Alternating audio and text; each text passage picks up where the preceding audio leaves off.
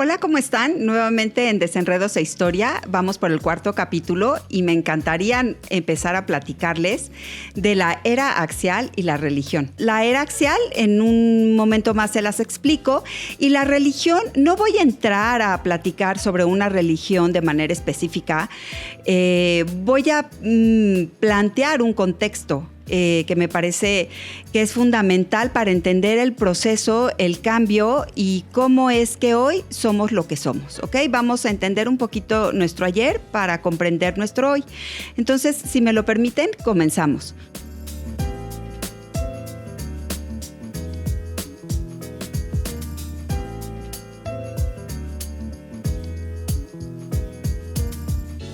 Bueno, vamos a empezar por conceptualizar qué es la era axial.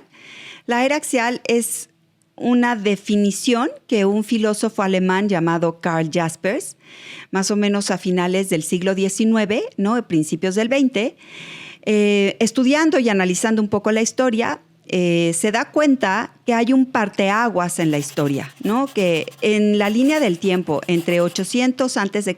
y 200 a.C. hay verdaderamente un quiebre de la continuidad que venía desde el origen de la humanidad hasta ese punto. Axial es más o menos como un eje, es lo que une el antes con el después. Es este periodo que va a servir como de bisagra, que va a unir un pasado muy anterior y un futuro que nos va a conocer hoy, que la vida como la conocemos el día de hoy, la estructura como la conocemos hoy, esta idea de enriquecimiento, de comercio, estas religiones, cómo se modificaron, de ser unas religiones orgánicas a ser unas religiones reveladas, que en un momento más les explico estos conceptos, pasan a formar parte de nuestro día a día y hasta el día de hoy las seguimos viviendo, ¿ok? Pero vamos a empezar, como les decía yo, con el concepto de religión. Este concepto de religión, no quiero hablar de una religión en específico, porque de hecho, la religión que yo les voy a mencionar o lo que yo les voy a platicar ahorita no tiene nombre. Esta religión, este concepto de religión, quiero tratar de explicarlo y para que se pueda entender este cambio tan profundo que se da en la sociedad y en las sociedades antiguas y en las sociedades por venir. Bueno, estas religiones son totalmente orgánicas, se dan de una manera natural. Las personas vivían inmersas en la religión. Todo lo que tenía que ver con el ser humano, toda la actividad del ser humano estaba totalmente vinculada a la religión. Su realidad no se explicaba sin religión. Quizá no tenían nombre, pero era algo en lo que se vivía. Se estaba totalmente inmerso en ella. El arte, la comida, la forma de vestir, la manera de trabajar, la manera de relacionarnos con el medio ambiente y con los demás, era parte de esta religión. Era una religión que no se basaba en promesas, que no se basaba en una salvación futura, se basaba en el hoy y en el ahora. Se requería de la experiencia para poder vivirla. Eran religiones experimentales, ¿no? Todo era a base del hoy y del ahora. Esta idea fue totalmente permanente y constante durante muchos siglos a través del desarrollo de la humanidad. La religión no se cuestionaba, no generaba complicaciones en cuanto a proselitismo, en cuanto había que convencer a alguien más de lo que yo creía era la verdad y era la única verdad. No requería de eso. Tenía tres características este tipo de religión, este tipo de manera de relacionarnos con nuestra naturaleza, y era que era totalmente flexible, totalmente incluyente y totalmente natural. No había un cuestionamiento acerca de quién creía qué, por qué creían tal cosa. Esta parte se daba de una manera natural. Entonces, yo podía creer en el dios de la lluvia aquí, en Mesopotamia o en China, y seguía yo creyendo en el dios de la lluvia, porque al fin y al cabo era un elemento natural que favorecía el desarrollo, la agricultura, que es un elemento, como ya vimos, importantísimo. Pero toda esta religión va totalmente vinculada a la naturaleza. De hecho, su calendario, si lo queremos ver así, lo queremos marcar con una pauta como hoy entendemos, El calendario de estas religiones era un calendario lunar. Se basaba en los ciclos de la luna porque además la agricultura está basada en estos ciclos lunares. Los equinoccios y los solsticios eran sumamente importantes porque marcaban la entrada y el fin de las temporadas, ¿ok? Había 8 fiestas importantes. Las 4 primeras o las 4 más importantes eran los equinoccios y los solsticios de primavera, de verano, de otoño y de invierno. Si ponemos atención en las fechas, vamos a darnos cuenta que hasta el día de hoy seguimos festejando o conmemorando algo esos días, ¿ok? La fiesta intermedia en la primavera era justo el 1 de mayo, que era cuando entraba ya la plena primavera, o sea, ya era cuando se declaraba de lleno la primavera. La siguiente fiesta era el 1 de agosto, que es el día de la entrada del día más caluroso del año, es la entrada de la canícula. Hoy seguimos escuchando a mucha gente que habla sobre la canícula, ¿no? Es la época más caliente o más calurosa del año. La siguiente fiesta es el 1 de noviembre. Hasta el día de hoy seguimos festejando el 1 de noviembre y totalmente vinculado y relacionado con los muertos. Y la última fecha que se conmemoraba era justamente el 2 de febrero.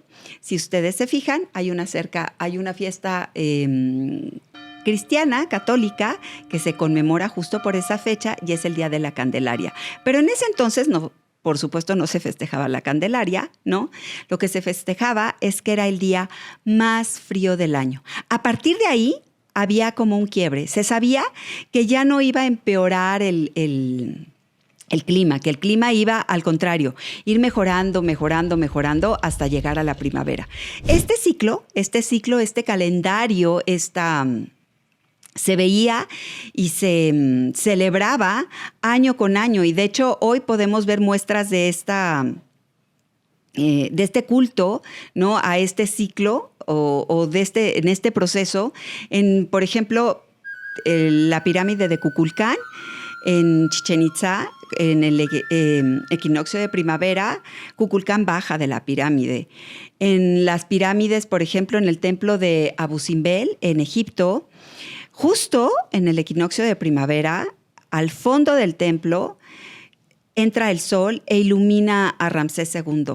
Esto habla de que había un conocimiento increíble del universo y de los ciclos, y cuando el sol repetía nuevamente para poder entrar a este templo e iluminar la figura de Ramsés II, por ejemplo, ¿no? O que Kukulcán bajara.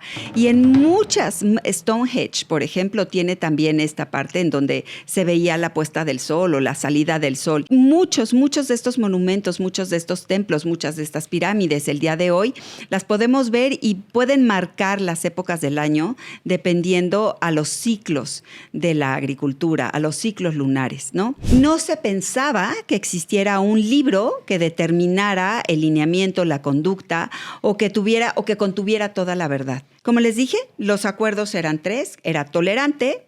Esto quiere hablar que no había herejes, a nadie se le condenaba ni se le castigaba por creer en lo que fuera. Les voy a citar, por ejemplo, un caso que me parece increíble. Alejandro Magno, cuando conquistaba cualquier territorio, él, para asimilar la cultura y que esta cultura en esta región, por ejemplo, en el caso de Egipto, él se hacía pasar por faraón. Él se vestía como faraón, él podía creer en Osiris, en el dios egipcio que ustedes me puedan decir, y él fungía como el máximo faraón. Esto lo ayudaba muchísimo, obviamente, tenía un trasfondo político muy importante, pero no lo cuestionaba y no le generaba ningún tipo de conflicto porque él podía creer en todo y en todos. La siguiente religión son las religiones reveladas. Estas son las religiones que hablan de una promesa, son las religiones que hablan de un profeta, son anunciadas, pero no quiero entrar de lleno a ellas. Este capítulo no habla precisamente, o no quiero hablar de lleno a ellas. Quiero dejar en claro cuál era el esquema social en el que se vivía. Era un concepto, la religión en ese punto era todo lo que religaba, lo que unía todas las actividades del ser humano. El arte no se conflictuaba con la religión, la arquitectura no se conflictuaba con la religión, todo estaba totalmente vinculado a la religión. Esta estructura se da prácticamente en todo el globo terráqueo. No es exclusiva de esta zona que nosotros estamos enfocados hace ya varios capítulos, para ser precisa 3, que es la cuna, que le llamamos la cuna de la civilización humana. Lo importante de esto, lo importante de este periodo de la historia, de la era axial, es que se da en 5 regiones simultáneamente. Pero de manera independiente. Es como si la humanidad se hubiera puesto de acuerdo en que aquí había que tener un cambio. Se da en la China, en India y en Occidente. Entendiendo Occidente como la parte de Judea, como la parte de Persia y como la parte de Grecia. ¿Ok? Lo humano, como lo conocemos hoy, así, esta estructura humana que hoy tenemos, surge de este periodo. Es ahí donde nace esta estructura, este esquema, en donde el hombre se vuelve consciente de sí mismo, de él y de sus limitaciones. El anhelo de salvación se vuelve importante y no es como una promesa a futuro, no es una promesa de hoy, en donde tienes que vivir la experiencia hoy. No, es una promesa que te va a salvar en un futuro, en una vida próxima. Es aquí donde se crean estas concepciones de un cielo, un infierno, vidas que te van a servir para corregir la vida de hoy, porque tienes la posibilidad de corregirla más allá. Aparecen por primera vez los filósofos que empiezan a cuestionar toda esta estructura social, todos estos cambios, estas creencias naturales, y empiezan a generar un caos, y entonces empieza a haber un cambio verdaderamente, porque el común denominador, los habitantes del día a día, empiezan a cuestionar si lo que creen está bien, si como viven está bien. Estas regiones se están constituyendo en estados, en estados incipientes, ¿ok?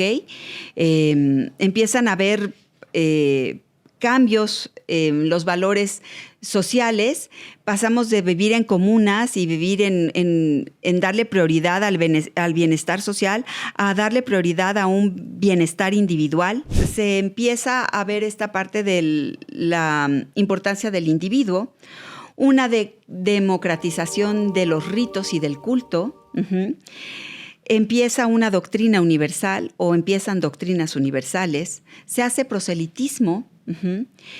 Y el resultado de toda esta era son las primeras religiones universales, los primeros imperios y las primeras redes comerciales. En la India, ¿qué es lo que surge? ¿Qué filosofías y qué religiones surgen? Surge el brahmanismo, surge el budismo y el jainismo. En Occidente surge el zoroastrismo, surgen los primeros profetas del judaísmo, como Elías, Jeremías, Isaías.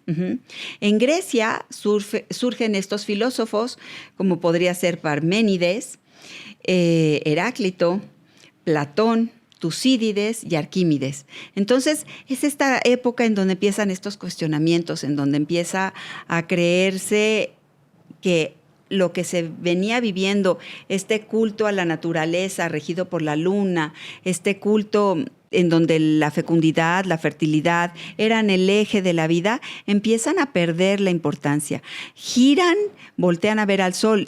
No es que el sol no hubiera sido importante en ese entonces, pero la luna deja de ser este eje para el sol convertirse en el eje. Y empiezan a desarrollarse una serie de filosofías y una serie de tendencias nuevas que van a cambiar la estructura social del mundo.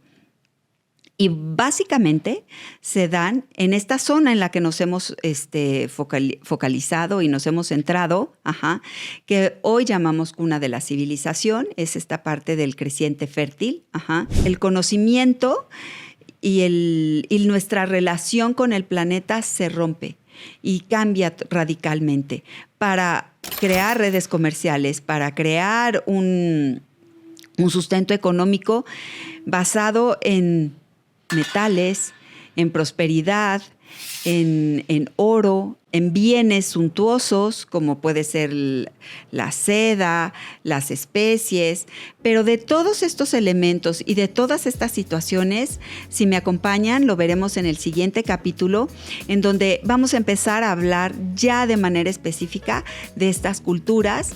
Quiero empezar con la cultura egipcia, esto es por un gusto personal. Esto fue Desenredos e Historia, espero verlos la siguiente semana y no se olviden de seguirnos en TikTok, en YouTube, en Spotify y en las redes sociales. Muchísimas gracias.